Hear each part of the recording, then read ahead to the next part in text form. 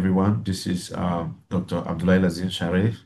Thank you very much for joining us during this third meeting.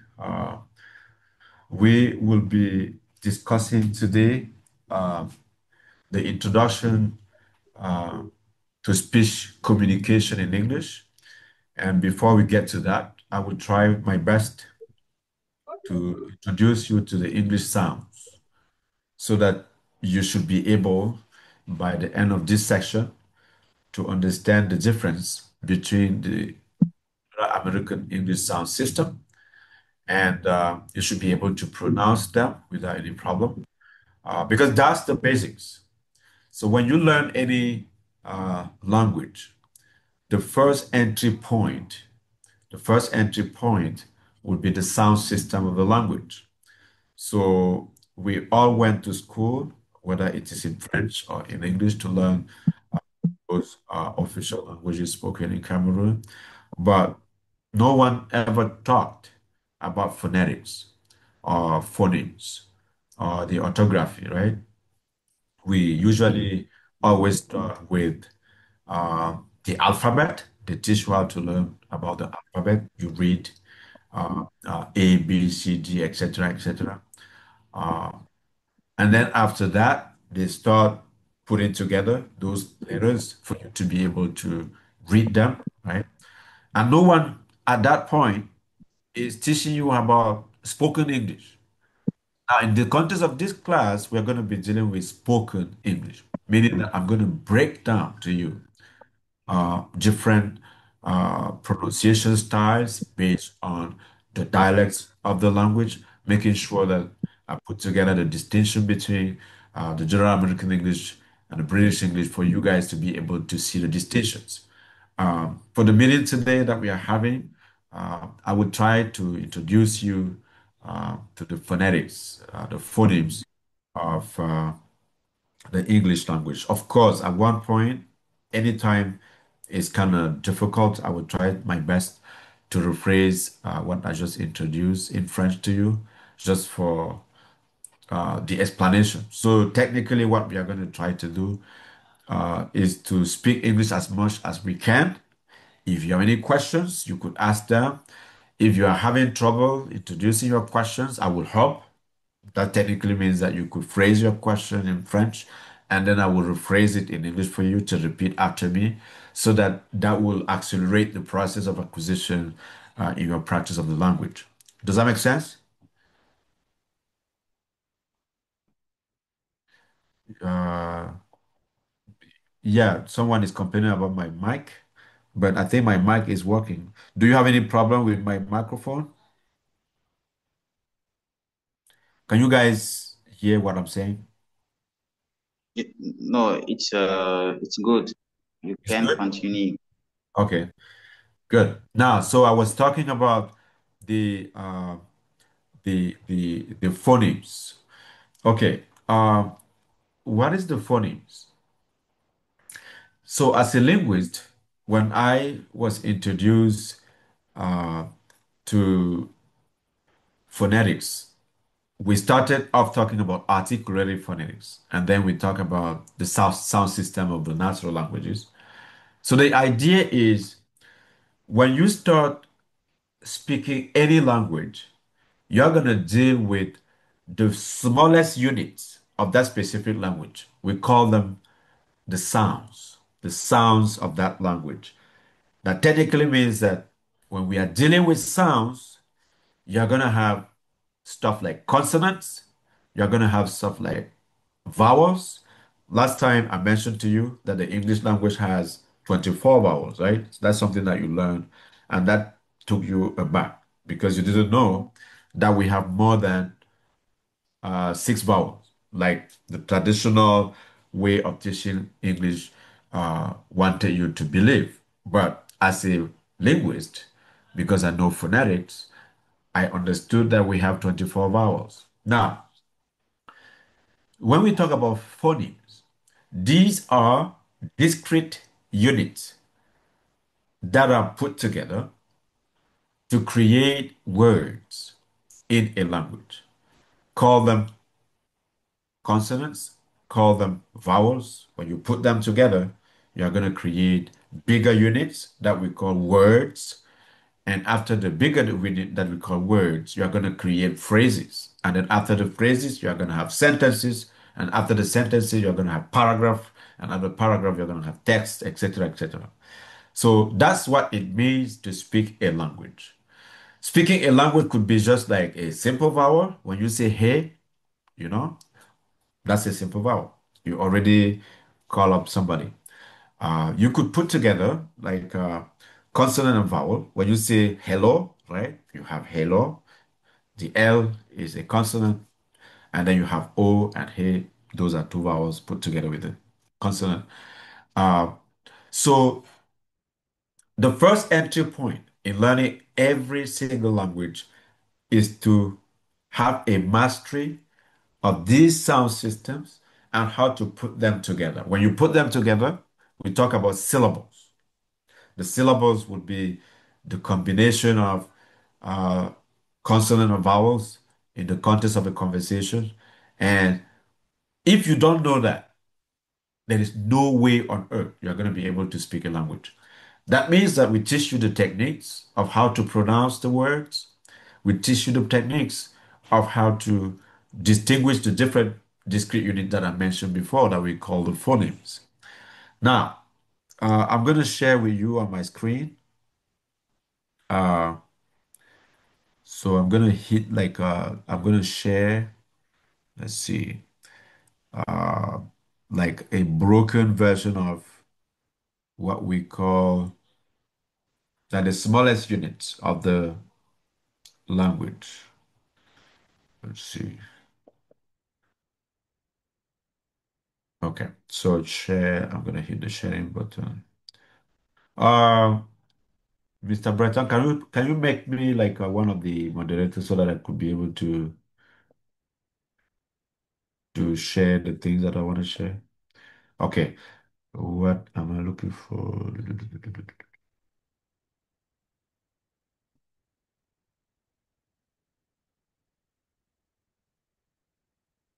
Let's see.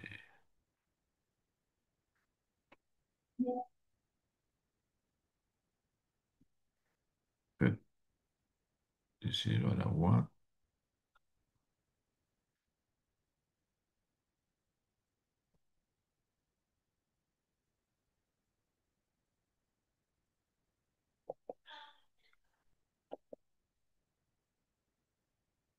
Okay, can you see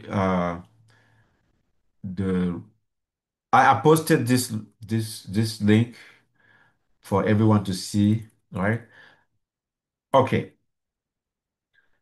So what I'm trying to introduce today, this is going to be a little technical, but that will help you later on. Now, if you want to learn French today, the first thing that people will start teaching you will be how to say bonjour, comment ça va, comment tu t'appelles, right? Like many classes that we went to for foreign languages, that's how it works. Okay, that's cool because, you could start, introducing yourself to people. But what I want to be able to do here, because you guys will have a lot of readings from me, I want to break down to you uh, the English language in a way that you could see the smallest unit, and then you will be trained on how to put together those small units and pronounce them efficiently, like native speakers. Because my objective in this class is to provide you with the information that can help you to speak the language like a native speaker. That's what we are trying to accomplish. Our target here is not only to teach you the English language, but also to help you understand how to pronounce the words exactly like native speakers. It's not going to be uh, easy, but that's our goal, right? We are trying to get into a position where every time we open our mouth, starting a conversation with a native speaker, they are not going to be confused. They're going to understand what we're talking about. But right now, because we are still transitioning, I'm going to try to go back and forth between French and English. Juste pour me résumer de la séquence que je viens de vous expliquer, lorsque vous apprenez une langue, les enseignants ont souvent sous-estimé l'importance des phonèmes. Alors, pourtant, ce sont les mots-clés, ce sont les éléments clés constitutifs de la langue qui méritent d'être analysés. Et dans le cadre de notre conversation, je vais faire un effort pour vous expliquer ce qu'on appelle les phonèmes, en sorte que lorsque vous avez traversé cette étape, ayant compris, n'est-ce pas, les règles de la combinatoire des syllabes dans la langue anglaise, il sera beaucoup plus facile pour vous de vous exprimer, n'est-ce pas, sans avoir à répéter les mots. Or, en anglais, comme je vous avais dit la dernière fois, il y a 24 voyelles, il y a éventuellement les consonnes. Nous n'avons pas abordé les consonnes la dernière fois. Mais aujourd'hui, je vais faire un effort en sorte que, après cette rencontre, vous aurez non seulement les voyelles, mais les consonnes. Et je vais vous exprimer comment on les met ensemble pour créer les plus grandes unités. Les phonèmes, donc, par définition, sont les plus petites unités de chaque langue naturelle qui permettent de créer les mots, les phrases, les constituants, les paragraphes, les textes de manière infinie. Donc, lorsque vous considérez une langue comme l'anglais, vous avez éventuellement les voyelles et les consonnes. Et quand on les met ensemble, cela crée non seulement les syllabes, ensuite les mots, ensuite les constituants et les phrases. Et à partir de là, on vous explique les principes combinatoires de ces éléments qui forment, n'est-ce pas, des phrases de la langue anglaise. Donc, peu importe votre langue naturelle, vous aurez donc à apprendre ces consonnes-là, ces voyelles-là, ces intonations, ces accents, pour faciliter, n'est-ce pas, sur le plan de l'expression, la communication avec les locuteurs natifs de la langue anglaise. Donc, vous devriez être capable de mettre ensemble les sons pour créer les mots, n'est-ce pas? Et en anglais, on distingue 44 phonèmes. Donc, la dernière fois, je vous ai parlé de 24 voyelles. Retenez maintenant que tous les mots, tous les mots que vous avez en anglais dans le dictionnaire sont formés à partir de 44 simples éléments que nous appelons les phonèmes. 44. Donc, et c'est ça la base de l'anglais. Personne ne vous a jamais parlé de ça, mais je vous en parle aujourd'hui. Que c'est à partir de 44 sons que l'on forme un nombre infini de phrases en anglais. Ce sont des éléments importants à retenir dans la langue. So, we have 44 phonemes into the English language, and those are the discrete units upon which the language is built on. Okay? So, they are divided into consonant. So I mentioned to you that they are 24, but in this presentation that this guy put together, he only mentioned 19 of them. But keep in mind that we have six extra to add because he didn't combine the diphthongs. That's the reason why the 24 uh, uh, uh, vowels, are not mentioned here. So into the English language, what you're going to get, you're going to have 19 consonants, seven digraphs, five R controlled sounds, five long vowels, five short vowels, two O's, and two diphthongs. So this is like the summary of every sound that you're going to encounter in the English language. I'm going to rephrase that in French. En anglais, vous avez 19 consonnes. Retenez cela, ça c'est une information importante. 19 consonnes. Vous avez 7 digraphes. Vous avez 5 R. L'anglais a 5 types de R. Qu'est-ce que ça veut dire R? Là, je dois reformuler ça en français et vous donner les exemples concrets pour que les gens comprennent sans être confus. Pour ceux qui parlent le français comme moi, il y a trois types de R en français. Le premier, c'est le R avancé. Le deuxième, c'est le R du milieu. Le dernier, c'est le R, n'est-ce pas, guttural. Je vais vous donner les exemples. OK. Si vous prenez un mot français comme carton, La manière dont j'ai réalisé carton, c'est avec le R uvulaire. OK? Carton. Mais si c'est un Espagnol qui veut parler le français, il ne peut pas produire cela comme moi. Il va plutôt dire carton, n'est-ce pas? Maintenant, si vous rencontrez un Breton, il va dire carton, carton avec le R du milieu. Donc, je viens de réaliser trois R en français. Carton, carton, carton. Voilà les trois R. Vous comprenez? Et comment on les distingue? Selon que vous commenciez le mot avec un R, ou vous terminiez le mot, ou bien que le mot soit avec un R du milieu, vous allez voir la différence. En français, si je dis regarde, regarde, c'est le R du devant, regarde.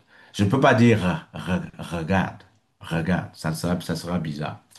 Maintenant, si je dis, par exemple, euh, quartier, quartier, quartier, vous voyez que c'est le R du milieu à l'intérieur des voyelles. Ça pousse donc le R à l'intérieur de la bouche. Maintenant, contour, contour. Le R, c'est le R de la fin, contour. Bon, si tu ne parles pas bien français, tu vas dire contour, n'est-ce pas? Les gens vont se mettre à rire. Donc, vous voyez que ces phénomènes que je viens de vous expliquer à partir d'un seul son, qui est le R, je pense que jusqu'aujourd'hui, beaucoup ne savaient pas qu'il y a trois R en français. Mais je viens donc de vous expliquer comme ça comment se manifestent les R en français. Bon, c'est la même façon que nous allons aborder ces sons-là en anglais. Je vais vous expliquer pas à pas les différents R que nous avons en anglais. En anglais, ils ont cinq R, n'est-ce pas? On appelle ça control Rs. Euh, Pourquoi 5 R? 5 R parce que en anglais, par exemple, lorsque vous avez euh, un mot qui a T entre les voyelles, le T se transforme en R. Un exemple. Dans l'anglais britannique, ils vont dire better, better, mais dans l'anglais américain, ils disent better, better. Ça, c'est un autre R. Le rota, right? Better. Ben, dans l'anglais américain, vous aurez donc beaucoup de R comme ça. Quand ils disent battle en anglais britannique, en anglais américain, c'est barrel, barrel, not battle, barrel.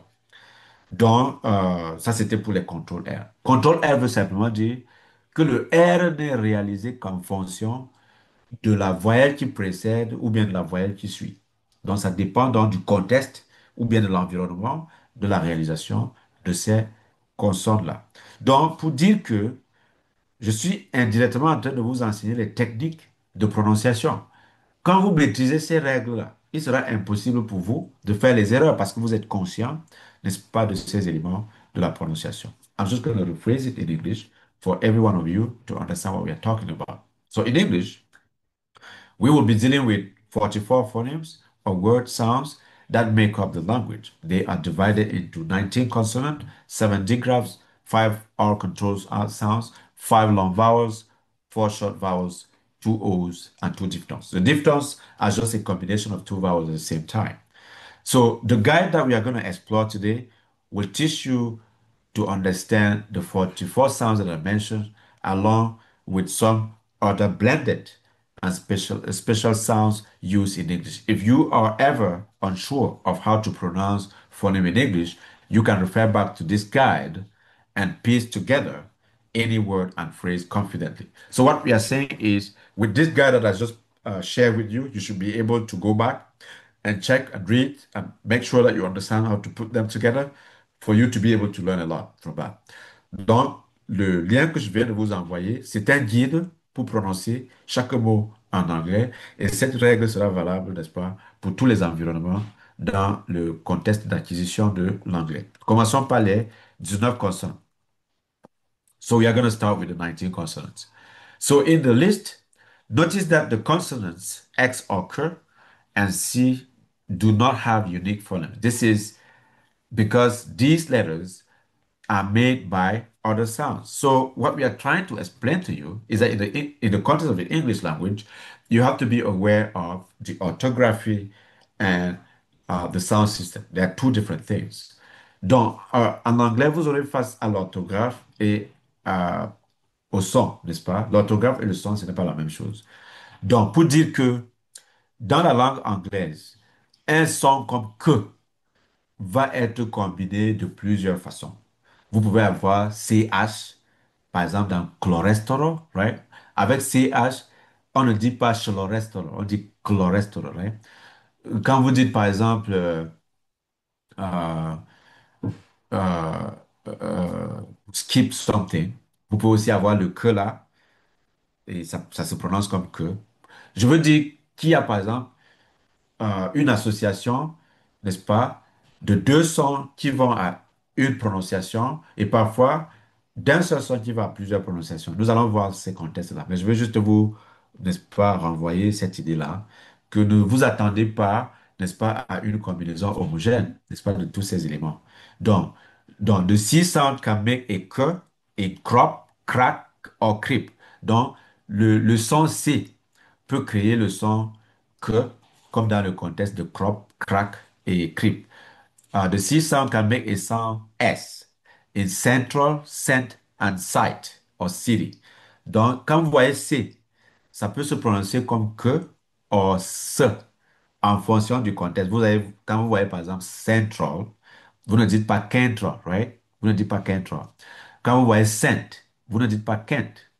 Et quand vous voyez city, vous ne dites pas kitty, vous dites city. Pour dire que dans certains contextes, C en anglais peut se prononcer comme que, comme dans crop, crack et creep. Mais dans d'autres contextes, ils peuvent se prononcer comme ce dans central, cent and site, something like that.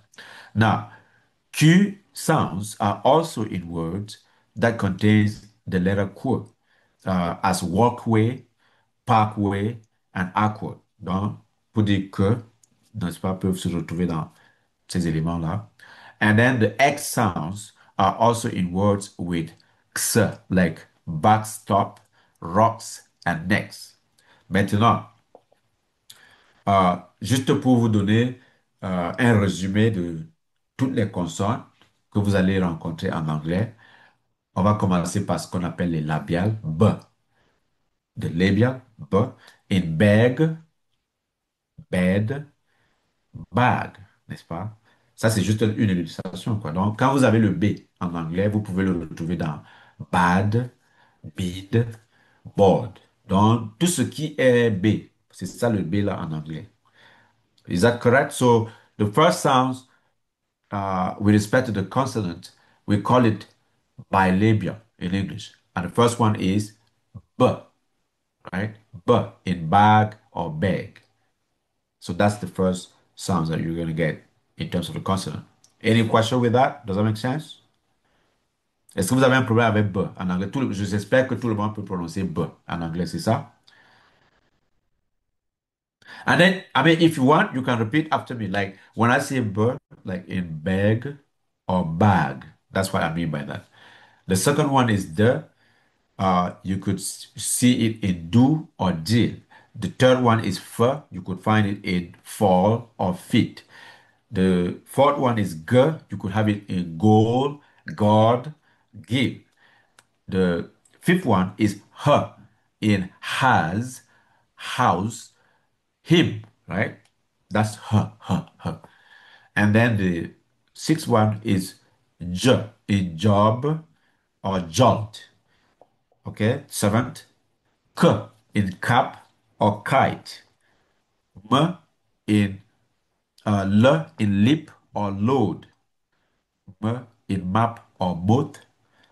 N, okay, in net or nip or national. P in pin or plot. R in run or rope. S in sat or small. T in toe or hail. V in vein or volt. W in wait or wind. Y in yam or yet. And Z in zip or zoo. These are the first consonant that you're going to encounter in every test, and you should be able to recognize them and pronounce them without any problem. Donc, ce sont les premières consonnes de l'anglais que je viens de vous citer avec des exemples. Je reprends ça en anglais. Vous aurez donc B, D, F, G, H, J, K, L, M, N, P, R, S, T, V, W, H, Y et Z. Si vous combinez ça, vous aurez donc beaucoup, n'est-ce pas, de, de, quand vous, quand vous, quand vous trouvez ces éléments, vous les mettez ensemble. Cela vous permet donc de créer des plus grands éléments. Après ça, vous avez ce qu'on appelle les phonèmes digraphes. Est-ce que vous avez une question pour les phonèmes que je viens de vous résumer? Like, do you have any questions in terms of the phonemes that I just introduced you to right now? Is there any problem with that? Est-ce que vous avez des difficultés à prononcer cela? Do you have any problem pronouncing them?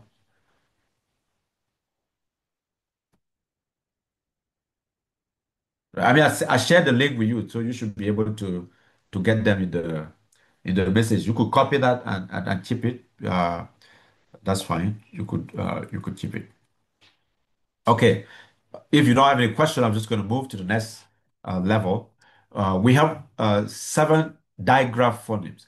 Digraphs form when two consonants work together to create a complete different sound.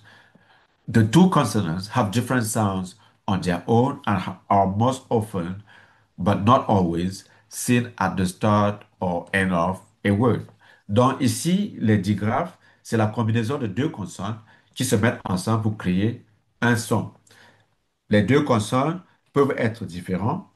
Euh, et maintenant, comment est-ce que on les prononce? Ça vous aide maintenant dans le cas de l'orthographe. Donc en anglais, vous allez trouver par exemple ch dans watch or shim, and then you have sh. D'autres ch donc ch peut se prononcer comme ch dans watch or shim, n'est-ce pas? sh peut se prononcer comme ch dans shift et short. C'est pour dire que voilà les possibilités pour réaliser ch en anglais. Ça peut être ch, ça peut être sh pour le son de ch. Maintenant, vous avez ing dans ring, ng peut se prononcer comme ug dans ring ou sting. Then vous avez th qui peut se prononcer, vous pouvez trouver ça dans weather ou thin, thin. Vous avez l'autre th qui est on voice dans uh, thing and thunder, right? And then vous avez ZH, uh, genre en division, right? Something like that. And then vous avez WH dans with or what, right?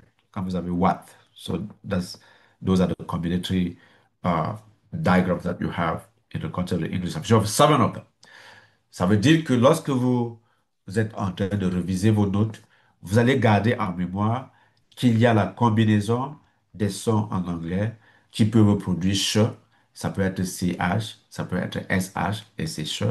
Vous avez également l'autre combinaison ng et c'est tellement productif en anglais à la fin des mots dans ring or sting or gang. And then vous avez th, weather or thing, etc., etc. OK? Est-ce qu'il y a une question par rapport à ces exemples que je viens de vous présenter? Do you have any questions with the seven digraphs phonemes that I just introduced to you? Okay, if you don't have any questions, we are going to move to 5R, control sounds or influence sounds or phonemes. So these phonemes are controlled or influenced by the letter R. Donc, ça veut tout simplement dire les réalisations du R en anglais en fonction des différents contextes. Quand vous avez le premier R dans car, for, ok? C'est comme ça que ça se prononce. Et dans l'anglais américain, on ne le prononce pas. Ils disent car et tu n'as même pas l'impression que le R est prononcé. Donc, en règle générale, en anglais américain, les R ne se prononcent pas à la fin des mots. Ils disent New Yorker. Ils ne disent pas New Yorker, right? New Yorker. On sait bien qu'il y a ER, mais on- il y aura automatiquement élision, n'est-ce pas, de ces R à la fin du mot. That's going to be described in English as or deletion in New York English. Maintenant, vous avez faire. Le deuxième, c'est R. Donc, faire ou share, right? Le troisième, c'est un autre R. Quand on dit ear, here, here, or steer, right? And then, l'autre, c'est l'autre R qu'on retrouve dans core ou door. And then l'autre R, l'autre qu'on retrouve avant N, friend ou burn. OK? Burn. Ça, ce sont les quatre R contrôlés de l'anglais américain. Maintenant, il y a également en anglais les voyelles qu'on appelle les longues voyelles. Les voyelles qui sont longues par opposition aux voyelles courtes. Je vais les illustrer par exemple en français pour ceux qui sont familiers de la langue française. So, in English, you're going to have to deal, unfortunately, with long vowels. Okay? So, what does that mean to have a long vowels? So the easiest way to illustrate that to you will be to use the English language. No, excuse me, the French language to illustrate that. Now, if you have an expression like petit, which means small, petit, right? Le petit, le i de petit est court. Mais quand vous dites la fille, i dans fille, c'est une voyelle longue, right? Donc, ce qui veut dire qu'en règle générale, dans la langue française, généralement, certaines voyelles qui se retrouvent avant une consonne peuvent être longues. Ça, c'est en règle générale. Quand vous avez par exemple fille, n'est-ce pas? Or, petit n'a pas une consonne. C'est pour ça que petit est court. Et vous allez donc rencontrer ces phénomènes en anglais sans difficulté. Vous allez reconnaître parfois. Donc, le premier, c'est et dans day or eight. Donc, le et de day, eight, c'est long. Maintenant, l'autre c'est bait. Euh, l'autre c'est et de beat or sleep. Dans le i de beat en sleep. Sleep, sleep, c'est long. Vous comprenez? Maintenant, il y a sky, c'est aussi long. I, c'est aussi long. Et l'autre de boat, boat and row. And then, vous avez également le U dans Hue and Shoe. Comme vous dites chewing gum, right? C'est aussi c'est une langue voyelle. Maintenant, il y a aussi cinq voyelles courtes. Vous avez par exemple A dans bat ou laugh. Vous avez également I de medical ou bread. Vous avez l'autre I de sit and lip, c'est très court. Vous avez O de hot ou orange, right? Et then vous avez également ou dans shot ou cut. Ça, c'est les voyelles courtes. Et en anglais, vous avez également deux O. Donc, quand vous voyez deux O dans un mot, Please, can I interrupt? yes, Yeah, sorry for being late. Please, Dr. Laziz, when you read the text, how to yes, recognize which recognize. vowel are long, how to recognize which vowel are long, which one is short in the word, in general word, for instance. Yeah, I'm Thank you. gonna come back to that. That's a good question. So, what I'm trying to do here is just to break down the different graphemes and phonemes that we have. I mentioned to you that we have the short vowels and long vowels. We are going to get to them. Don't worry about it. So we are going to have uh, uh, a list of words, and then we are going to create generalization on how to compare them and see whether a vowel is short or long. But you can listen to them. Okay. If I say speed, is it long or short? Short is long. Long. If I say Speed. Is it long or short? Short. Yes. So your ears should be able to guide you. But the problem is that because you're not familiar with them at this point, you will have like sometimes a hard time making a distinction. But I will slowly show you the difference between a short vowel and a long vowel, and that should be able to help you throughout the process. Okay? Does that make sense? Yes, Donc, yes. pour distinguer les voyelles longues et les voyelles courtes, c'est très facile. Pour ceux qui parlent la langue bamoun, je peux vous expliquer ça avec les mots bamoun sans aucun problème. Alors, quand on va arriver au pair minimal, c'est-à-dire quand je dis pair minimal, je prends deux mots, je les mets ensemble côte à côte et je vous montre comment l'autre voyelle est courte et l'autre voyelle est longue. En bamoun, par exemple, je vais vous prendre un exemple. Si vous prenez la syllabe SI, c'est si, si, c'est court ou bien c'est long. Si. Pour ceux qui parlent la langue, ok, c'est court, n'est-ce pas? Maintenant, si je dis si, c'est court ou bien c'est long. Ok. Est-ce qu'il y a la différence de signification pour ceux qui parlent la langue? Bon, si je dis si, and then si, vous voyez la différence?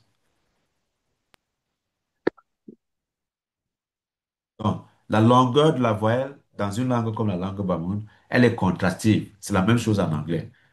Si en bamoun veut dire noir et si en bamoun veut dire tourner. Vous voyez que les langues africaines ont aussi ces particularités, mais les gens n'ont pas seulement le temps de prêter attention. C'est la même chose qui se passe en anglais. Pourquoi est-ce que j'ai utilisé l'exemple de la langue baboune? Parce que si vous prenez cette intuition, ça va vous aider à distinguer les longues voyelles des courtes voyelles parce que vous les avez dans vos langues. Donc, dans beaucoup de langues, il y a cette distinction-là, mais les gens ont souvent des difficultés à les appliquer dans la langue seconde. Donc, ce sera plus facile, par exemple, pour quelqu'un qui a ce contraste dans sa langue maternelle, de pouvoir distinguer les deux types de voyelles, voyelles longues et voyelles courtes. Est-ce que c'est bon? Okay, does that make sense? Yes. Okay, good. Après ça, vous avez ce qu'on appelle les diphthongs. So in English, we have diphthong. A diphthong is two vowels that work together to form another sound. Example, mouse. Mouse pour dire la souris. Et cow pour dire le bœuf, n'est-ce pas? Mouse, cow. Ça, c'est le diphthong. Ce sont les types de voyelles, c'est un autre type de voyelle qu'on a en anglais. That's another type of vowels that we have in English, made of a combination of two vowels. Ow, mouse, cow. Maintenant, you also have oi, like coin and toy. OK? Coin and toy. Donc, voilà une autre particularité des voyelles en anglais. L'anglais peut combiner deux voyelles pour créer un seul son, comme par exemple hour, flower, dower, etc., etc. Oil, coin, toy, boy. Right? Vous voyez que avant, lorsque vous rencontriez un mot comme boy, vous ne saviez pas que c'était des diphthongues. Aujourd'hui, vous avez cette information et cela devrait attirer votre attention. Every time you discover a new thing, you should be able to keep that in mind because they're going to come back in different contexts and you should be able to explain them. Okay? Now, after that, we have what we call sound blending. This list is a group of common sounds you will hear in English. They are a group of consonant blends that create distinct sounds, and you will often see them at the beginning of a word. Most of these sounds are a blend of the consonant sound described above, but when they work together, the sound is very quick and smooth. Donc, sound blending in French will be euh, la combinaison de deux sons pour créer un autre. Donc, mais lorsque vous les écoutez, c'est très subtil et vous n'aurez pas l'impression que vous avez affaire à deux sons qui se sont mis ensemble, n'est-ce pas, dans le contexte de la langue anglaise. Donc, en anglais, vous avez bleu, bleu. Dans blot, blonde, blue, right? Blue, c'est bleu. Ça, c'est le premier son combiné. B et L, quand on les met ensemble en anglais, vous avez bleu. All right? Blick. blue, blood, le sang, n'est-ce pas? Maintenant, l'autre son, c'est cl. You have clot or clamp. L'autre, c'est fl, flow or flop. L'autre, c'est gl, glow or glamour. L'autre, c'est ple, plot or play. L'autre, c'est br, brat or broke. L'autre, c'est cr, cream or crop. L'autre, c'est dr, drop or drove. L'autre, c'est fr, frail or frozen. L'autre, c'est gr, grand or grow. L'autre, c'est tr, trash or trust. L'autre, c'est pronoun or prime. L'autre, c'est skip or sky. L'autre, c'est slot or slow. L'autre, c'est sponge or spell. L'autre, c'est still or stand. L'autre, c'est swat or sway. L'autre, c'est spruce or spring. L'autre, c'est strip or stretch. Donc, ça, c'est ce qu'on appelle les consonnes complexes en anglais. Those are complex sounds. In English, where you put together a combination of more than two, more than one consonant. You combine two consonants together or three consonants together, and you are going to still get a word into the English language. So, and then the rule that we use here, we call it phonotactics. So that just technically means the possibility of combining more than one sound in order to be able to create one sort of sound. Donc, en anglais, il y a une règle de combinaison de différents sons pour créer, n'est-ce pas, un son différent. Et si vous maîtrisez cette combinatoire, vous n'aurez plus de questions à me poser quant à comment est-ce qu'on prononce ici, comment est-ce qu'on prononce. Et cela vous donne les possibilités de combinaison dans le cadre, n'est-ce pas, de la construction des mots en anglais. Vous comprenez? Et ça va très vite. OK, vous avez une question par rapport à la combinatoire, n'est-ce pas, des sons qu'on a jumelés, tout ça ensemble? Hein? C'est bon? OK. De toutes les façons, je vous ai envoyé le lien qui va vous permettre de revoir cela. C'était juste vraiment un résumé de tous les sons en anglais que je viens de vous présenter en 1 heure de temps. C'est-à-dire, voilà tous les sons que vous allez devoir utiliser toute votre vie pour vous exprimer en anglais.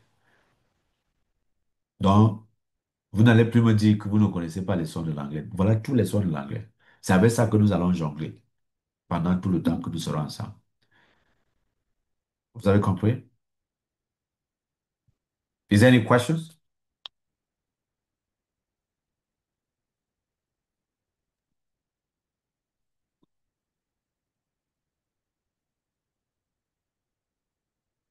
Huh? Do you guys have any questions?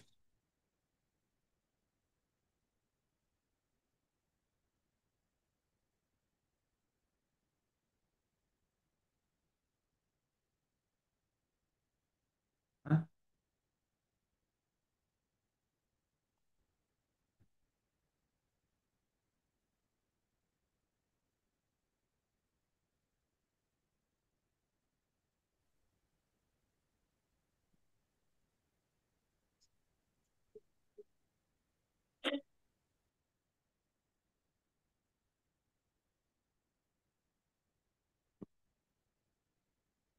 Any questions? Because I just exhausted like the concept that you guys are gonna face in the context of learning the English language. So knowing the 44 English consonants or vowels will help you pronounce words correctly and be understood by speakers around the world. But correct pronunciation will happen overnight, or even by just memorizing the text or audio from this list. You will need to practice. Okay? So that's something that uh, you should be able to do most of the time. Uh, if you want to improve your language uh, consistently on every single uh, base. Okay. Now, do you guys have any questions so far? Bertrand, you could also ask any questions like something that you want me to elaborate on, any question that is technical with respect to uh, the element that I just introduced today. Do you feel like you have any question that is technical that you want me to elaborate on? Okay, Mr. For me, I have no question. It's good Okay. for me. All right. That's good. All right. So if you guys have a question, just unmute yourself and ask your question. So the content is getting more interesting, and I hope you guys learn and go inside the depth. So ask your question, unmute yourself. If you don't feel comfortable to ask the question over the microphone, you can type your question, then we're gonna pop it up from the professor, okay? All right, so we good.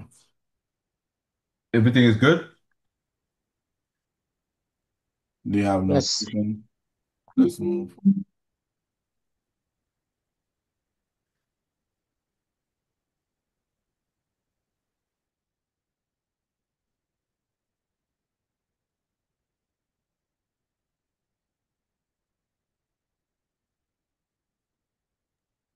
I Is it think, good? Does that? yeah, they are good. I think they are good. We can continue. Yeah.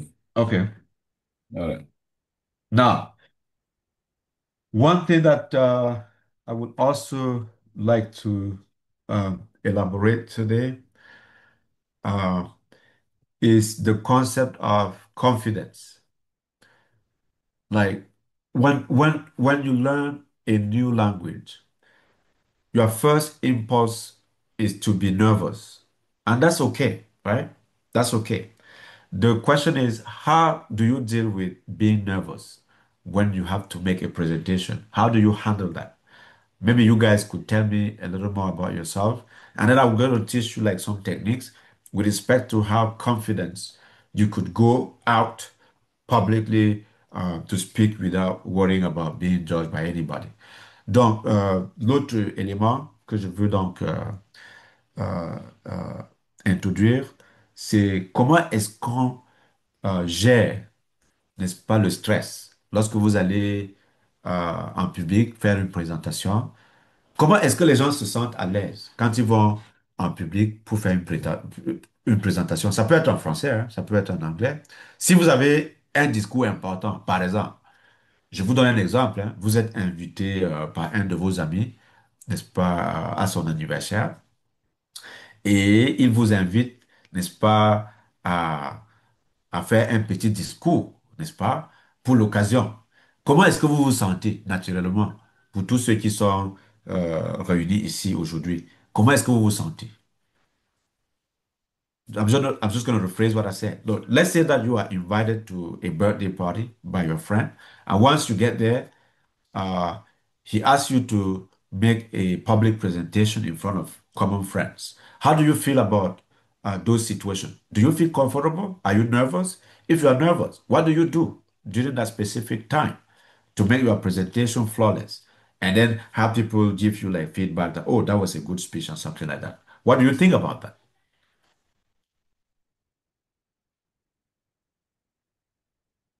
Vous avez compris la question? Yes.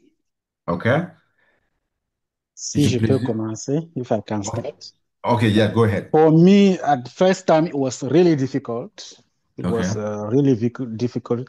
First, because I didn't know what to say exactly.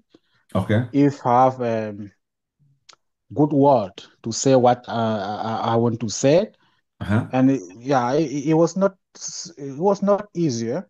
But uh-huh, what I did is I take my time, think a little bit, and write down what I want to say, and then uh-huh. just try to memorize all step.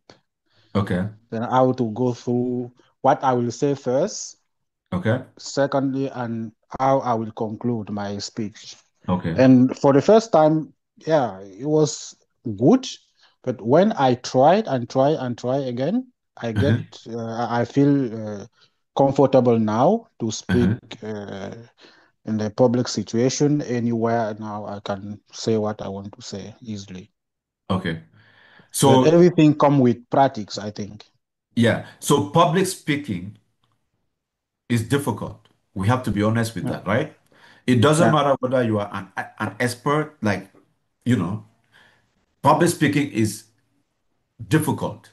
When you go to any place where you don't know people who are not familiar with you, you will be scared to speak. Yeah. Does that make Yeah. sense?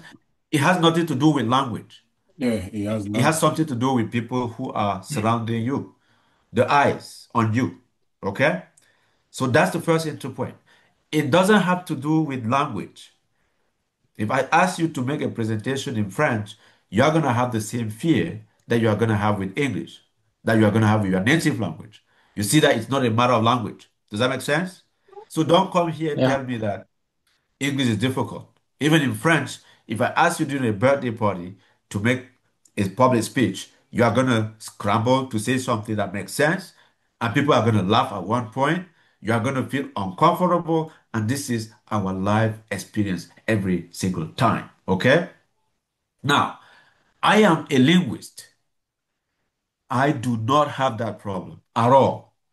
If you ask me to speak in front of 1,000 people, I will stand up and say what I want because I'm not afraid of the ISIS on me. I don't even care about the ISIS. I care about what I have to say that is going to inspire the people at that specific time so that after a week, they are going to talk about something that I said. That's the first impression that we want to get. You don't want to be the best speaker ever. You don't want to be Barack Obama to make a speech that is going to give people the last impression. Okay? So that's the thing. When you want to go public, you have to be able to think about anything that matters to you, something that you feel passionate about, something that you care about, that you want to be able to share with people in public. And you should be able to know about that specific thing for the rest of your life. That should be something like a stamp that you have on your forehead whenever you go public. It doesn't matter where you're going. If you know what you care about, what you're passionate about, you are never, ever, ever going to scramble to have words to describe that. Does that make sense? Donc, ce que je suis en train de Mm. dire, quel que soit là où vous allez, vous avez dans votre vie quelque chose de particulier qui vous touche, qui vous passionne, qui est votre identité. Et quand on vous regarde, chacun pense à ça. Mais vous êtes le seul qui n'avait pas encore pensé à formuler une seule phrase pour résumer ce problème qui vous touche à cœur, que vous pouvez présenter partout où vous passez, sans avoir honte. Ça, c'est ce qu'on appelle le secret de l'authenticité. Lorsque vous allez en public, n'essayez pas d'être quelqu'un d'autre. Essayez d'être vous-même. Essayez d'être authentique. Essayez d'être submergé par vous-même, par votre propre image, par votre propre identité, par votre secret, par ce qui vous rend fier, joyeux ou bien triste. Et résumez cela en une seule phrase et gardez cela pour toute votre vie. Et ça va être la phrase qui va introduire chacun de vos discours, que ce soit à un anniversaire, que ce soit aux funérailles, que ce soit à l'université, que ce soit à un meeting politique, peu importe, cette phrase-là, elle est comme votre signature. Et lorsque vous l'introduisez, les gens vont se rappeler de vous. Ils vont dire que c'est elle qui avait dit ceci. C'est sa phrase. C'est pour cela qu'on cite les gens. Parce qu'ils ont ces formules résumées tellement bien présentées que ça vous inspire. Lorsque vous pensez à celui que le type là, il nous a dit quelque chose de remarquable. On ne va jamais oublier ça. D'accord? Does that make sense? Ouais, professeur, je voulais Yeah. ajouter même un truc à la suite de notre frère. En fait, je comprends sa question sur le plan de l'apprentissage d'une langue. Uh-huh. Je crois qu'il essaie de dire que, et c'est ça le problème de quelqu'un qui apprend une langue, sa première et son premier défi, c'est d'abord lui-même. Uh-huh. C'est-à-dire la peur de ne pas bien faire, de ne pas bien s'exprimer. La Oui. composition des phrases à l'intérieur, à la fin, la sortie n'est pas là. Donc, Oui. La première, ce que le professeur de dit, c'est que la première approche est d'abord d'essayer parce que on ne peut rien apprendre. On aura beau lire tous les livres, avoir tous les enseignements, mais si on n'essaie pas d'externaliser ce que nous pensons sans trop réfléchir, parce que le francophone en particulier réfléchit trop sur la composition des phrases et puis à la fin ça bloque un peu. On doit Uh-huh, essayer et progressivement on va ajuster en écoutant l'interlocuteur en face qui peut-être ne nous a pas bien écouté uh-huh, peut-être à répéter pour nous corriger indirectement. Parce que dans les pays comme les États-Unis, on ne corrige pas, on ne dit pas à quelqu'un, on ne dit pas ça. Mais uh-huh, quelqu'un qui veut vous enseigner va vous répéter peut-être la question que vous avez posée, quitte à ce que uh-huh, vous compreniez le sens en réalité. Tout à l'heure, je crois que c'est monsieur Charles, non? Mathieu. uh-huh. Yeah, Quand il a dit quelque chose là, et le prof a corrigé, mais sans lui dire, on dit plutôt. Comme ça, uh-huh. il gagne en pratique immédiate et après, il ajuste progressivement. Donc, c'est un peu ce que je voulais apporter comme contribution. OK, ça c'est Et très le bien. public speaking, pour quelqu'un qui posait la question, il y a justement des cours pour ça. Parce que, comme le prof l'a dit, euh, il y a des gens qui n'ouvriront jamais leur caméra, par exemple, pour s'exprimer. Il y a des gens Uh-huh, qui ne parleront pas devant trois, quatre personnes. Et maintenant, dans des positions de leadership, il est impératif de se construire cette personnalité en commençant par pouvoir entretenir 3, 4, 5, 10, parler en public, c'est toute une école. Et uh-huh, même ceux qui ont toutes les connaissances dans la langue ont des difficultés à s'exprimer en public. Ça, c'est uh-huh. une autre question. Ça n'a rien à voir avec la langue. C'est Oui. autre chose, c'est une construction personnelle. Donc, c'est Uh-huh. la contribution que je vais amener. Yeah. So, okay, now I just threw you like something to think about. When it comes to public speaking, it is difficult. Uh, we are gonna help you throughout the process. We are gonna share like anecdotes and stuff like that. But one thing that I want to share with you from that perspective today is my own experience. Okay, you're gonna ask me why aren't you afraid to speak in public? Was it always like that? Or is it something in you that you use to be able to go public without having to worry about anybody? Okay. Well, the simple answer is my training from childhood. So that's my secret. I had a dad who never considered me to be his son. He would sit with me and look at me into my eyes and then tell me that whenever you talk to me, look at me straight into my eyes. Whatever you want to tell me, just tell me and don't worry about it. But never ever lie to me. Never ever ever ever lie to me. If you lie to me, I'm going to beat you up because the last thing you want to do is to lie. That is irresponsible, it is not helpful, and you will never go away or far with lies. If you do something that is terrible, tell me and look into my eyes and you tell me, okay? I think that is part of my upbringing that makes me fearless. Like, I'm not scared of anybody. I can look straight into your eyes and say the nastiest stuff ever to you without blinking. And now, when I go public, being exposed to that kind of threatening environment, my brain is wired to go offense without having to worry about what is going to happen next, which makes me bold. I take the risk of doing the things that is not possible in the mind of somebody who is shy. Okay. And then by, you know, learning how to present different skills in different setup. Can you believe that when I was 7, I could preside a family meeting? 7 years old. Family meeting. I mean, think about it. If you're 7, will you sit in front of like 10 people, adult, and make a presentation when you are 7, right? So we know that in Africa, parents they don't want you to talk to them or they don't want you to talk back. And when they are eating, you have to hide. Okay, that's how we are trained as African people. They teach us about respect. They teach us about respecting the adult, uh, the senior, etc., etc. And when you are trained to avoid speaking to people, come on. And now you are an adult. You have to become a leader. You have to go and ask questions in public. You have to make a public presentation. Your only validation is analyzed through your ability to ask questions, raise questions, do presentations, etc., etc. How are you going to do that if you never ever tried? OK? That's part of the problem that we have. Bon, OK, je vais résumer un peu ce que je viens de dire en français. Je dis, l'une des particularités que moi j'ai eues en tant qu'Africain, c'est l'éducation que j'ai eue de mon père.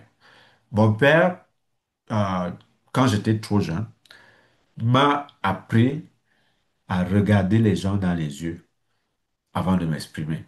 Que quel que soit ce que je veux dire, je dois éviter de fuir les gens des yeux.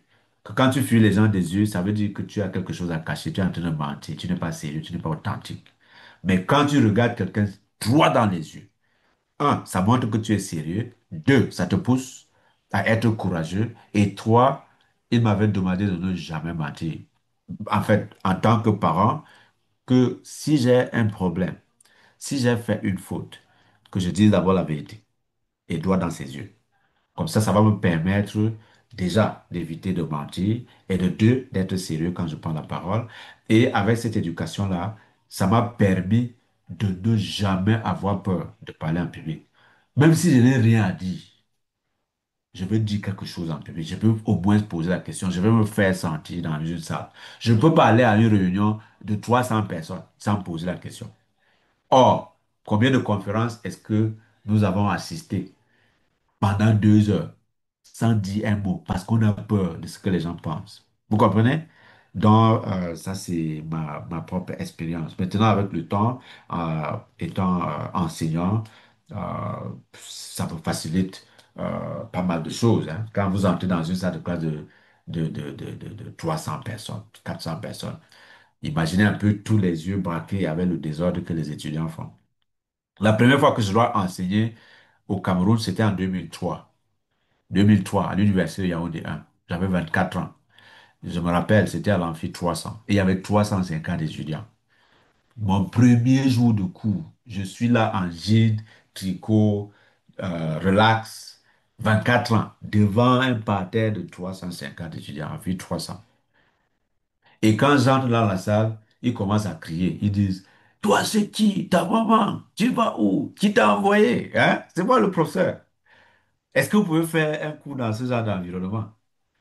Bon, moi, je n'avais pas ce problème. Quand je suis rentré, je suis allé au milieu de l'amphithéâtre, au podium.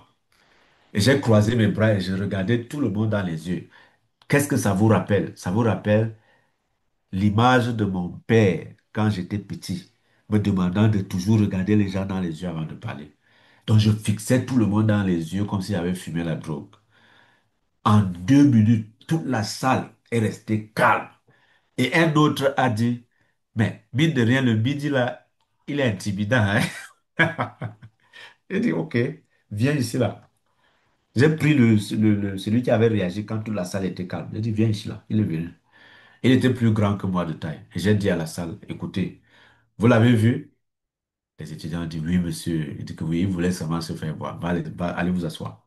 Il est allé s'asseoir. C'est comme ça que j'ai maîtrisé toute la salle. Toute la salle est restée calme.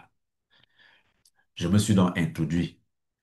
Donc, j'ai donné mon nom, le cours que j'allais présenter et comment ça va se dérouler. Et j'ai donné le plan et c'est le cours qui avait commencé. J'ai fait le cours pendant 1h30.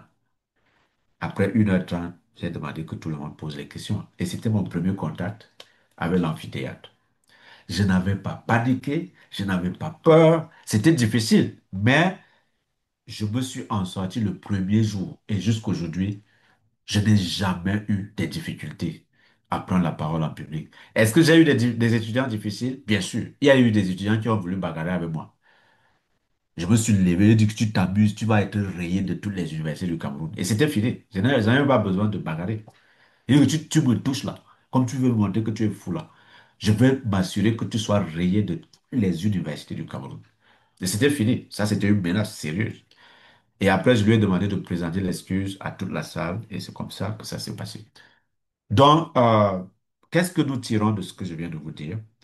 Vous êtes engagé euh, dans une expérience qui va vous apporter pas mal de choses sur le plan personnel. Vous n'allez pas seulement étudier l'anglais chez moi. Vous allez étudier d'autres techniques de communication, d'autres subtilités dans la communication, et en plus de l'anglais. Et nous allons nous connaître, bien sûr. Et mon rêve, c'est que d'ici 2 ans, 3 ans, que vous vous rappeliez de tout ce qu'on est en train de faire ici ensemble et que ça vous apporte quelque chose de plus dans votre vie.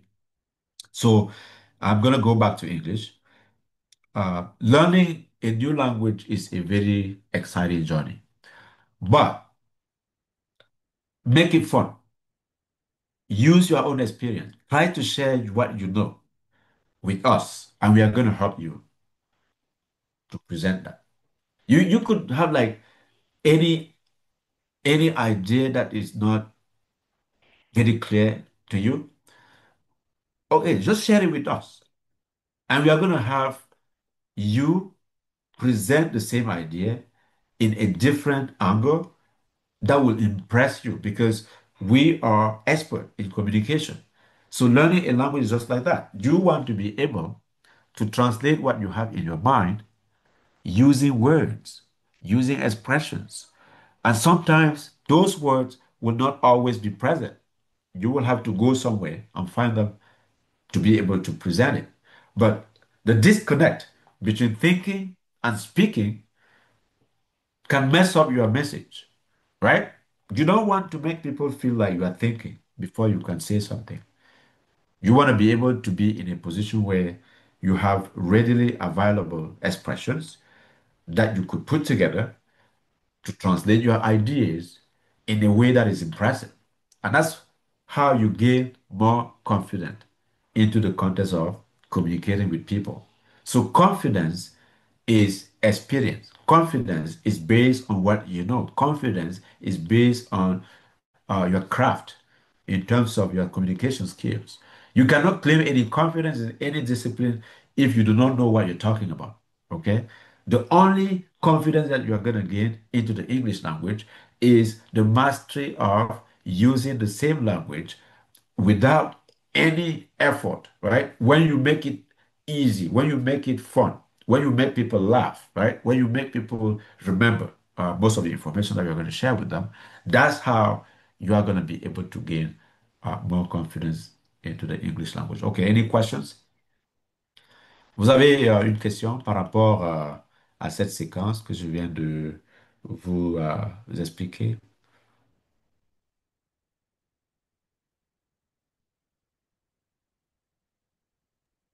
All right, so so if you guys have a question, please feel free to unmute yourself and ask the question.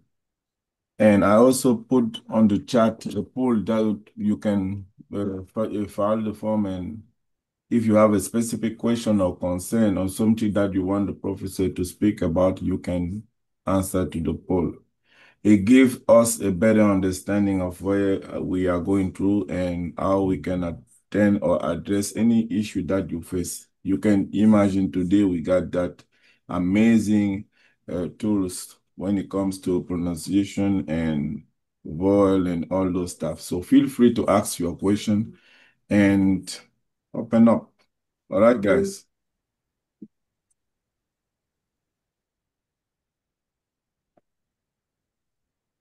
Bon, Bertrand, before they ask the question, I'm going to try to explain like what it means to be frightened when you have to make a public presentation. Supposez que vous êtes à- vous êtes, vous êtes invité par le sous-préfet de votre village le 20 mai à une cérémonie publique. Hein? C'est le 20 mai. Donc, vous êtes le représentant du chef du village et il vous demande de faire une présentation publique par rapport aux besoins de votre village. Et vous êtes l'élite locale, donc vous devez parler au nom de tout le village. Et on vous donne le micro et on vous donne les papiers. Comment est-ce que vous pouvez décrire si une personne est nerveuse par rapport à cette situation? Vous avez déjà assisté à une présentation publique? Tout à fait. Bon, comment est-ce que vous pouvez, si vous avez déjà eu l'expérience de la nervosité avant une présentation publique. Ça peut être la défense d'un projet scientifique ou n'importe quoi, quelque chose qui a d'enjeu, n'est-ce pas? Vous avez un des examinateurs devant vous et vous êtes pris de panique. Comment est-ce que ça se manifeste? Est-ce que vous avez déjà eu cette expérience avant? Oui. Ok, ça se passe comment de Nous votre avons eu côté? cette Bon, ça peut arriver la, le son de la voix de la personne, les gestuels et la posture de la personne. Ok, donc je vais vous exprimer succinctement comment ça se manifeste. Et les erreurs qu'il faut éviter quand vous avez ce genre de situation. C'est pour cela que durant les soutenants, il y a toujours un verre d'eau, une bouteille d'eau. Les bouteilles d'eau, taille d'eau. ne pensez pas que c'est là juste pour meubler la table. C'est pour vous aider parce qu'on sait que vous allez être nerveux. Vous comprenez? Bon, maintenant, je vais commencer d'abord par vous présenter ça en français. Qu'est-ce que ça signifie d'être nerveux avant une présentation importante? Déjà, vous avez l'impression qu'il y a les papillons dans votre ventre. D'accord?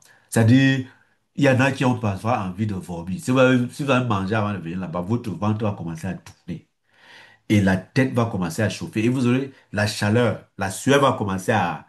Vous avez envie de fuir la salle, hein, c'est-à-dire de courir hors de la salle pour aller prendre un peu d'air parce que c'est grave. Donc, ça, c'est pour les symptômes physiques, hein, les symptômes physiques de la panique chez quelqu'un qui veut faire une présentation publique. Et votre bouche devient sèche complètement. Il n'y a même plus de salive dans votre bouche. Et après, vous sentez comment votre système respiratoire s'accélère. Vous comprenez?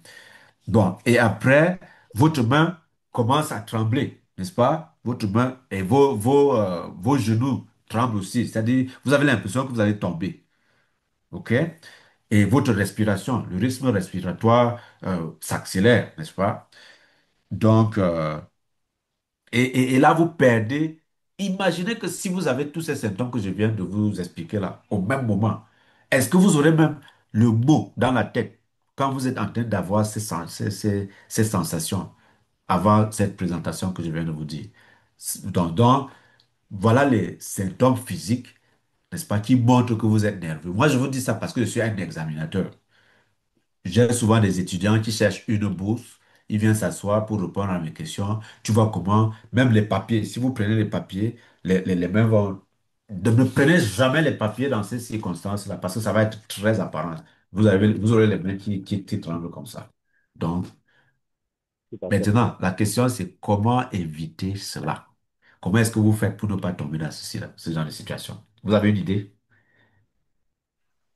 Vous So, prenez le verre d'eau, peut-être vous buvez le temps de boire et ça calme et vous essayez aussi de respirer, de compter un peu dans la tête pour régulariser votre respiration hein, et de fixer aussi un objectif de direct pour ne pas faire balader les yeux partout dans la salle peut-être.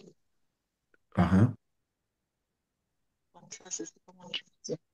Okay, that's a very good take. Okay, but before you Uh, get, uh, uh, yeah, yeah, go okay, I ahead. want to add something.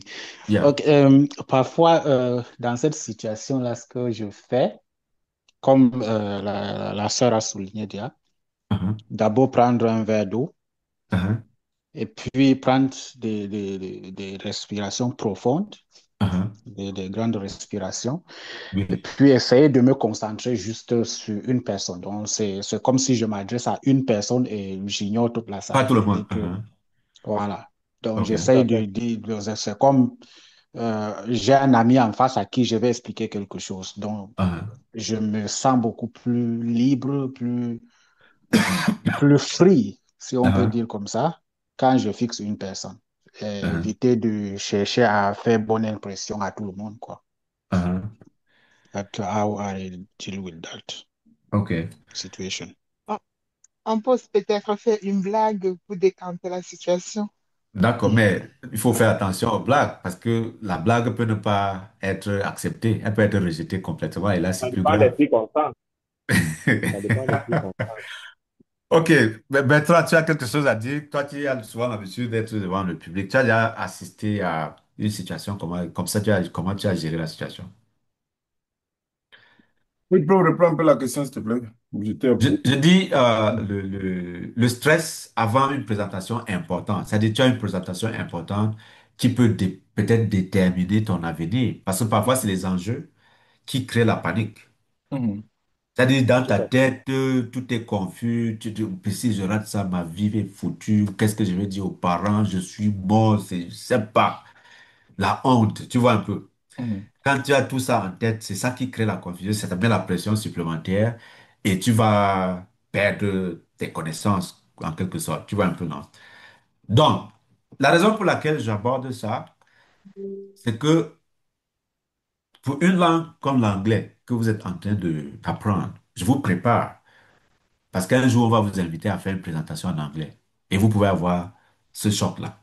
Tout à Donc, fait. je veux anticiper sur le futur et vous donner des techniques qui sont pratiques et qui vont vous aider à éviter ce genre de situation. C'est pour ça que j'évoque cela dans ce contexte. Ah, ok. C'est un très bon point. Et effectivement, pour mon expérience, j'ai eu, j'ai fait déjà une école au Cameroun qui nous préparait à faire des présentations. Mais ma plus grosse expérience, peut-être dévastatrice, fut mes premiers pas aux États-Unis. Je me souviens, j'avais un entretien parce que, pour la petite histoire et la raison pour laquelle nous avons toute cette organisation pour essayer de pousser la communauté africaine ici aux États-Unis et dans le monde, c'est justement pour avoir la chance d'avoir des professeurs comme le docteur qui essayent de donner, euh, comme les Américains disent, give back to the community.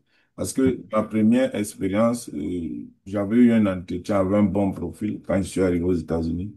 Quoi, c'était à Wall Street et je me souviens, je disais à mon frère, ce qu'il veut tenir, parce que c'est l'anglais, c'est pas le français. Parce qu'en Mhm, français, avec mon background, au Cameroun, je réussissais à aborder n'importe qui, que ce soit un ministre, un général, etc. Quand je frappe ta porte, je sais que je vais te parler.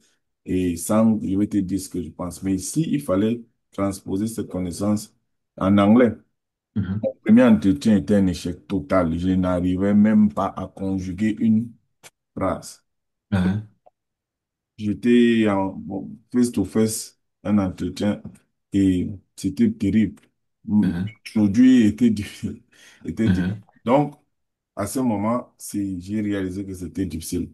Et ma deuxième expérience encore, là, c'était maintenant au niveau académique, mhm, où je devais vraiment faire une première sortie officielle à l'université, présenter un projet mhm, devant une classe avec mes camarades et tout, une classe mhm, réellement compétitive où il fallait absolument démontrer que on a bien fait d'être choisi pour être là. mhm, Et ce qui arrive souvent lors de ce genre d'exercice, c'est mhm. toujours quand on se surprépare, si les gens Oui, permettent l'expression. C'est-à-dire, on veut absolument être parfait. être parfait, agencer les phrases, être sûr qu'il n'y ait même pas une erreur. Oui, donner Et la à ce très bonne moment, impression. la plupart du temps, ça arrive à tout le monde, Mhm, pas seulement parce que c'est l'anglais et tout. On se retrouve bloqué et certains mhm. commencent à bégayer et tout parce Oui, qu'ils ne soufflent pas. Ils oui, n'essayent pas de se relaxer, de oui. travailler dans la tête comme le professeur a dit. Parce qu'une présentation, il faut se préparer mentalement, pas au Mhm, contenu, mais à se défendre et à se défendre devant les gens. Donc, oui, ce qui nous arrive souvent, c'est de rester, c'est de, ah là, il faut que les gens m'écoutent, il faut que je sois correct. Et on tombe exactement. dans l'échec. Pourtant, Oui. si on dit que c'est naturel, je veux faire ce que je sais faire, peu importe, on va arriver à un résultat. Donc, Mhm. ça vient toujours du problème de public speaking. Parler Bien. devant les gens, c'est vraiment un travail. Et il y a des cours pour ceux qui demandent au professeur comment améliorer ce genre de choses. il y a ceux qui font les responsables, les leaders, parce que tout ça, le public speaking est un élément important du leadership. Vous ne pouvez Uh-huh. pas être leader si vous ne pouvez pas vous exprimer. Et Yeah. ceux qui vont à l'église, ceux qui font les sorties, les lives sur les Facebook et autres, c'est des gens qui travaillent progressivement le public speaking. Les Uh-huh. influenceurs, les gens à l'église, les gens, bref, toutes ces personnes qui réussissent à parler devant d'autres personnes, c'est un atout de luxe. Uh-huh. Yeah. Il y a quelqu'un qui n'est pas mieux. Justement, merci. Il faut mieux quelqu'un qui est perturbé là. OK. OK. Donc, Bon, je peux donc, vous apporter quelques éléments. Okay, let me go back to why it is important to understand the techniques on how to communicate without getting what we call in English the public fright, something like that. So the stage fright, physical symptom of a stage fright, that would be like butterflies in your stomach, dry mouth, rapid breathing, rapid heart rate, trembling hands, weakness, unsteady voice, and then perspiration, trembling hands, etc. Good. We are all human beings. That's number one. When you know that you are a human being, never ever try to be perfect all the time. That's a mistake. Be authentic. Okay? When you are authentic, you are not going to try to do too much. You're just going to be you. Relax. If you have to laugh, just laugh. Don't try to do something out of the extraordinary situation that you are already in. Don't put so much pressure on yourself. Don't tell yourself that I'm going to deliver the best speech of my life today. That's wrong. You are never going to do that. If you have that in mind, who are you going to impress in your panel? No. You may have a professor like who is doing that for 30 years. Are you going to impress a professor? No. Okay, that's the first thing. Be realistic. Now, be realistic means that you start with a dress code, like dress properly. Sometimes, if you don't take care of how you are dressed in public, on stage, you're going to realize that, oh my God, why did I bring this shirt here? And it's going to create a disaster. Okay? So dress properly before you go to any public presentation. Always make sure that you dress comfortable, you dress properly because you have to present yourself correctly. Language is associated with your image, okay? Your demeanor, your personality, and if you are crap, whatever you're going to say is going to be crap. Make sure that you are dressed properly because public presentation is public introduction, and public introduction is based on how you are dressed. If you are not well dressed, that's a problem, okay? Now, okay, we mentioned the water, we mentioned fixing people or one person or no. What you do when you get to any audience, before you speak, okay, you have to say hello to everybody. Okay, that will cool down your nerves. You can ask a random question. Hey guys, are you okay over there? Do you understand what I'm saying? Okay. Do you have any questions? Right? Like you joke with the audience. Well, you are not just going to walk around. No, just pick like two or three random people and interact with them to calm your nerves. This is a technique. This is a slick technique. Now, and before I can even go further. The reason why this is important is that public presentation is based on how relatable you are as a person. People who are cab drivers, who are traders, who are salespersons are better in public presentation because they are relatable. It is not because they are smart. And university professor in the labs are horrible public speakers. Why? Because they are not interacting with people. They are interacting with books. They are interacting with computers. And when they go public, they become awkward. They don't know what to say. They have a lot of knowledge, but nothing to present. They are not eloquent. They don't have catchphrases. They don't have quotations. They do not relate to people. They are like zombies. And that's why they are horrible in public presentation. Right? So, one thing that you have to keep in mind all the time, no matter what you do, try to be able to summarize what you want to present under one sentence. What is the main topic that you want to present? Say it. Okay, today I'm talking about the introduction to the sound system of the English language. That's enough. That's the whole purpose of our meeting today. Now, did I hesitate to tell you that? No. Okay? I can have thousands of presentations with you, and every single time I'm going to come here in front of you, I will have a specific topic in mind. I will have examples, references, okay? Jokes, anecdotes associated with that. I don't have to prepare for that. These are the techniques that you guys can learn. And you're never going to be nervous because you know what you're talking about under one sentence. The reason why people blink, the reason why people are afraid, the reason why people want to run away from the stage is that they didn't go there prepared with those sentences and catchphrases. They don't know what they're going to talk about.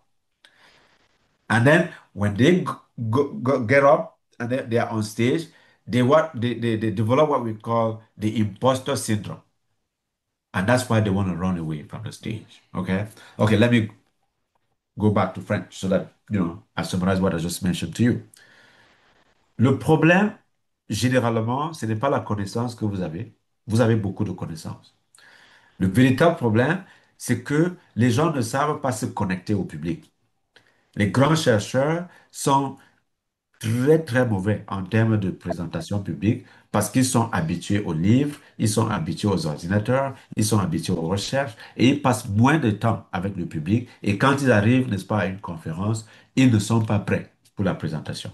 Ils ont beaucoup de connaissances, mais ils n'ont pas des phrases toutes faites pour résumer en quelques mots ce dont ils rêvent présenter. Voilà pourquoi les gens préparent les discours. Et je n'aime pas les discours lorsque les gens vont en public pour présenter quelque chose. Pourquoi le discours?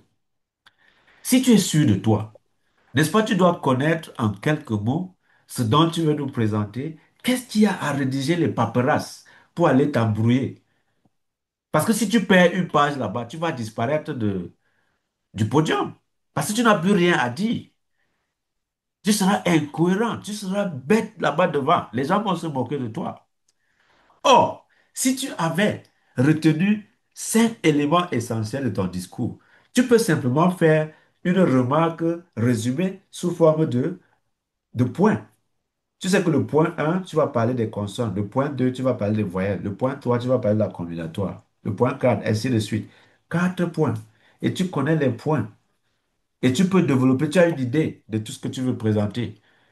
Et tu peux donc, de manière confiante, te présenter en public et développer un discours sans avoir des papiers. Ça, c'est le secret de la présentation publique.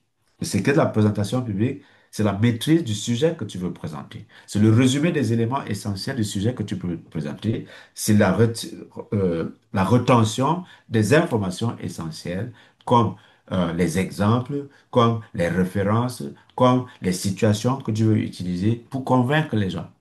Ça, c'est le plus haut niveau de la rhétorique, parce que le discours est fait pour convaincre les gens. Le discours est fait pour expliquer, pour encourager les gens à aborder la vision que tu présentes. Et tu ne peux pas être convaincant si tu es là devant à t'embrouiller dans les papiers. On va dire que tu as recopié des bêtises que tu ne maîtrises pas. Donc, c'est ça la cause même, n'est-ce pas, du stress par rapport à une présentation publique. Avant d'aller à chaque présentation, faites un effort de vous préparer minutieusement pour ne pas vous embrouiller devant le public. Donc, c'est à peu près, n'est-ce pas, ce qu'il faut retenir de cela. Donc, vous avez des questions? Est-ce que tout ce que je viens de vous dire là, ça a un sens? Et il faut toujours bien dormir hein, avant chaque grande présentation. I think Mhm. it's very helpful. Yeah. Then everything is clear now. For me, it's okay. Okay. Yeah, so those are the expectations uh, when it comes to uh, public speaking and public presentations. You guys want to be good professionals. Part of your training will be to be able to take an entire book and present it under 20 minute. Okay? So I remember a situation. The first time I was really scared was when I had to present my dissertation, 627 pages dissertation in front of seven Wow. professors. I don't know them. I am in the United States. I have been here for 6 years. I haven't seen my parents, and they are not in the room. Who is going to back me up? And I represent Cameroon. Can you believe that? I wrote like a 627 pages dissertation, seven examiners. They asked me, Laziz, do you want uh, people to come into the conference room so that you could present? I said, hell no. I said, look, it's going to be a closed defense. I don't want anybody to come. You guys are already seven. We are going to have a conversation on my dissertation. And I said, now, the next phase is how am I going to present a 627 pages dissertation on the 20 minute? Okay, that was the challenge. Okay, the easiest thing that I could have done was just to take like the seven chapters and put them into bullet point. The bullet point that I mentioned to you. So I am the one making the presentation because I have spent at least 6 years researching on a topic. How on earth will the examiners be better in the performance than someone who spent 7 years trying to write something? That's the first confidence boost that I got. Hey, this is my dissertation. No one is going to teach me anything about my dissertation, but I have to sustain the 20 minutes and present what I have discovered and teach them as an expert on the topic that I presented on the 20 minutes. And I was able to do that. Now we spend 4 hours bickering back and forth, fighting like giants, lions on the topic. And after that, they say, congratulations. Yeah, and it went very well. So the mindset. So one thing that I'm teaching you right here is the mindset. Don't be afraid of your own knowledge. We call it imposter syndrome. Imposter syndrome is just like the fear that you are not enough. You are not good enough. Every time you go public, you think that you are not good enough. Don't put yourself in that position. Always have the confidence into your knowledge. Like if you know something, you know it. Okay? Don't be hesitant. Don't be scared. Just be honest. Tell people about what you know. That's it. If you make a mistake, they're gonna correct you. But they want you to speak.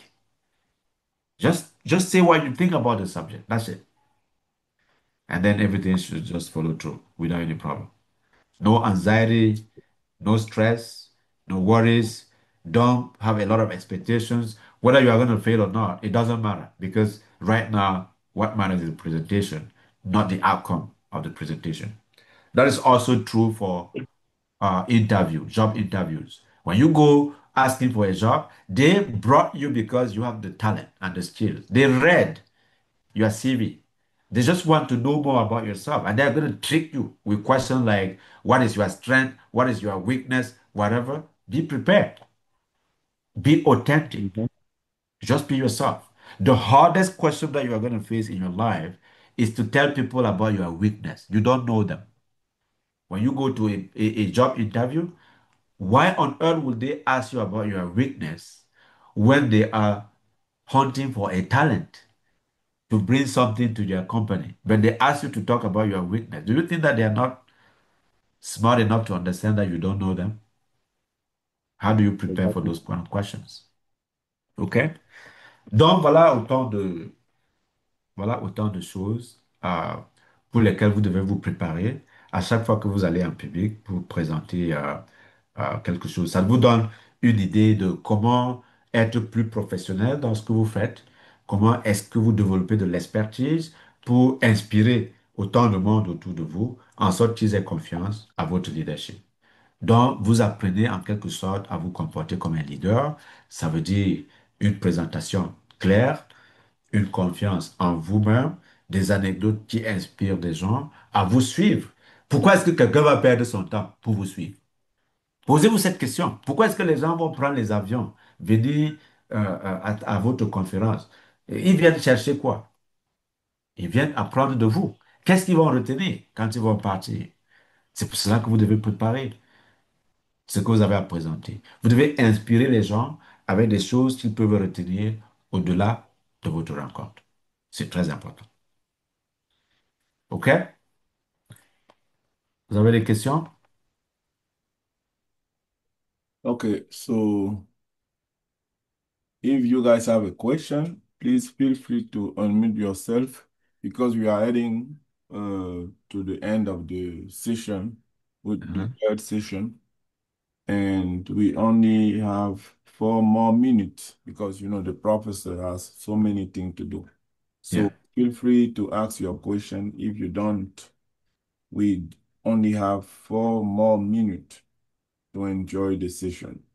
So I think for the next session, which is gonna take place next week, Mhm. so we probably, like the professor just typed, we probably gonna have all of us prepare a presentation, and in terms of better practice your language and the knowledge that you acquire every single session. So we have 3 more minutes. Please feel free to ask your question.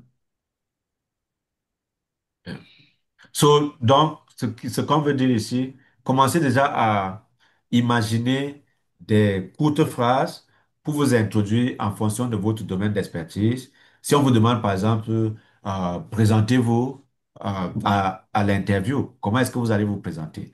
Qu'est-ce que vous devez donner comme information qui résume, n'est-ce pas, qui vous êtes et qui puisse, n'est-ce pas, intéresser que ce soit la compagnie qui veut vous recruter, ainsi de suite, ainsi de suite. Donc, commencez déjà à penser à ça.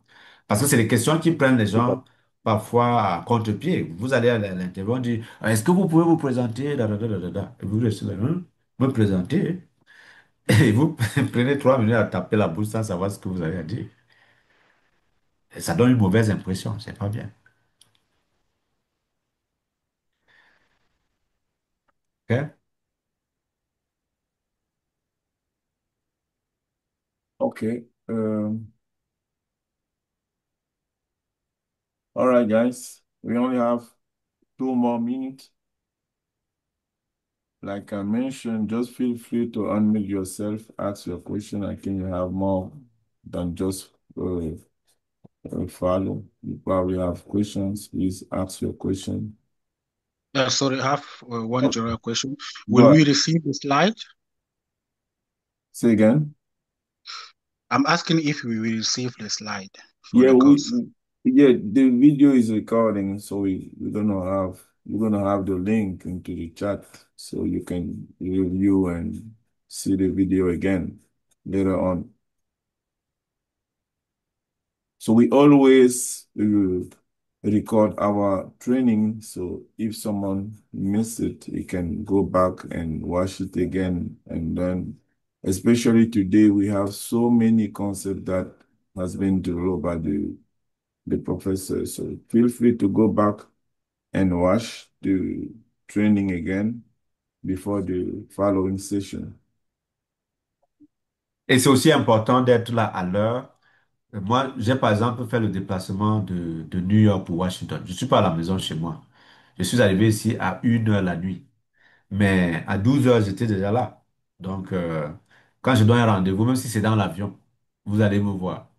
Je fais un effort pour respecter de l'audience à qui j'ai promis d'être là. Si je ne peux pas être là, je vais dire directement à Bertrand, non, je ne peux pas être là. S'il te plaît, faire une note pour m'excuser parce que j'ai telle urgence. Je dis, ça peut arriver, je peux avoir une urgence, j'ai des enfants, je peux m'apprêter à faire un truc à 12 heures, on me dit qu'il faut aller à l'hôpital avec l'enfant et tout. Je vais vous dire, voilà, j'ai telle situation, c'est moi qui devrais gérer ça.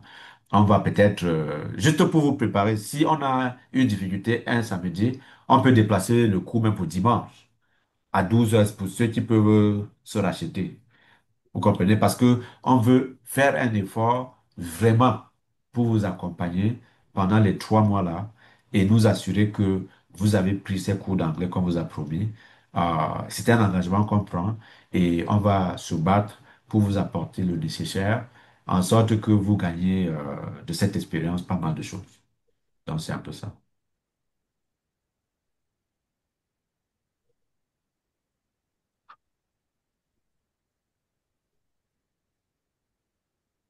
OK. D'accord. Merci, Mhm. docteur. Si OK. vous pouvez me permettre, je veux savoir, avec votre permission, s'il vous plaît, quand est-ce que le cours en version enregistrement peut être disponible? Hein? C'est Bertrand qui La peut version, répondre. Mhm. Oui, le cours en version d'accord. enregistrement sera disponible, publié demain. Donc, bien vouloir consulter le groupe. On va mettre le lien à l'intérieur, ou bien si vous êtes abonné à la page, vous serez notifié. D'accord. Merci beaucoup. Je vous en Merci prie. vraiment. Mhm.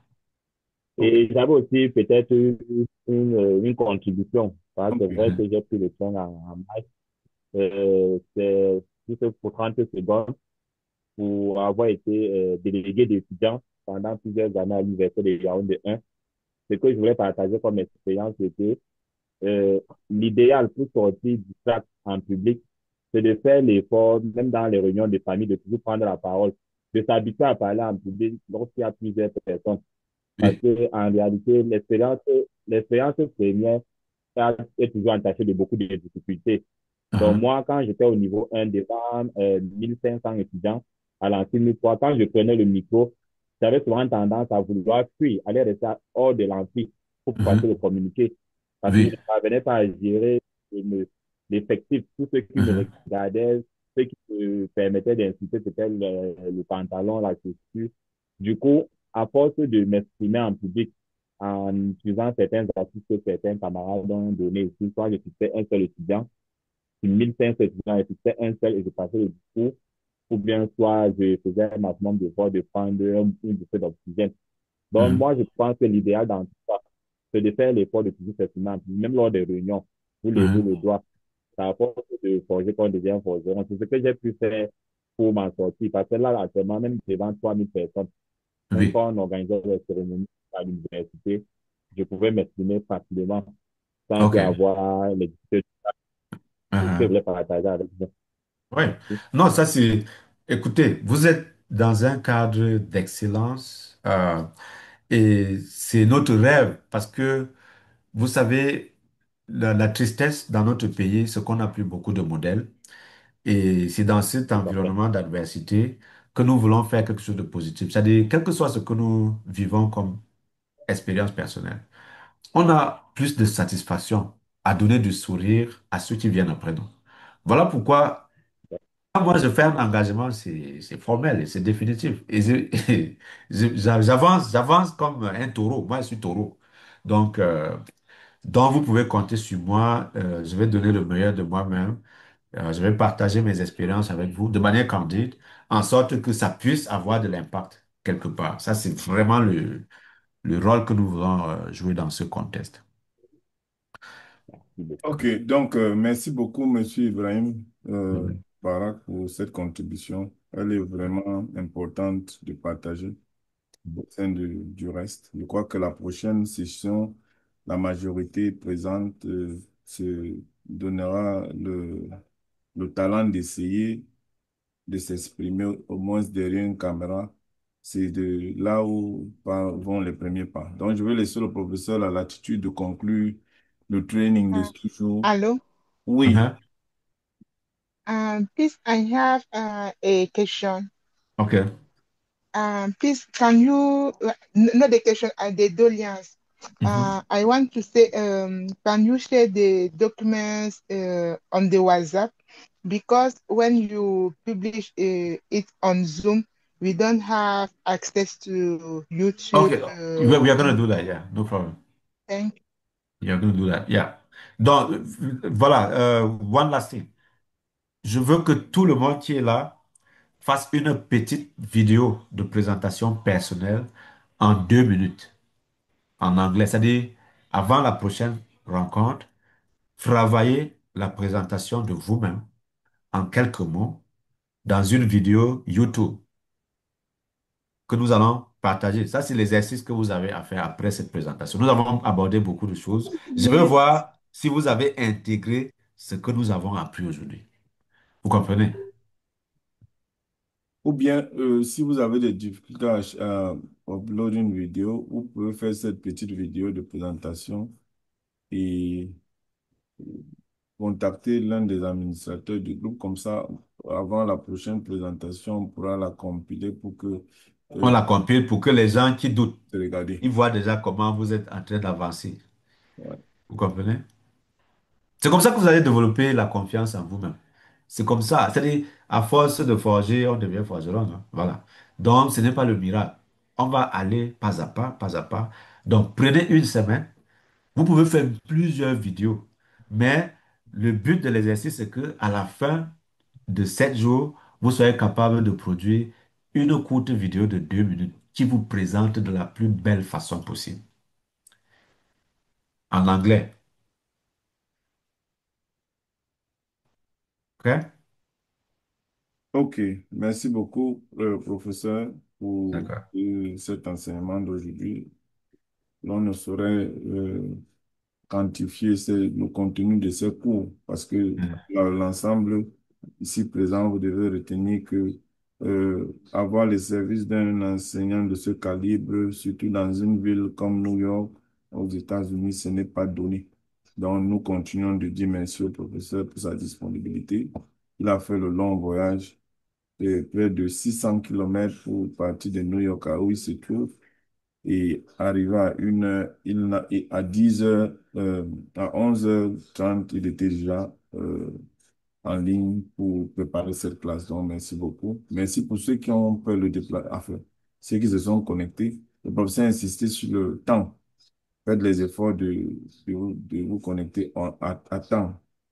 Bon, pour ceux qui s'enregistrent, retenez que une fois que vous enregistrez, le code, le lien vient dans vos emails et à ce moment, vous mettez le meeting ID et le pass pour pouvoir accéder à la classe. Donc, de préférence, commencez à vous connecter autour de 11h45, ce qui vous permet de fixer toute manœuvre technique et être à l'heure en cours. La vidéo sera partagée, vous pourrez la revoir. Il y a eu un contenu très intéressant pour ceux qui n'ont pas été là. Et I'm going to floor to the professor to conclude the session today. Thank you again, guys, and enjoy the weekend. D'accord. Okay, thank you, everyone, and see you next week. Bye.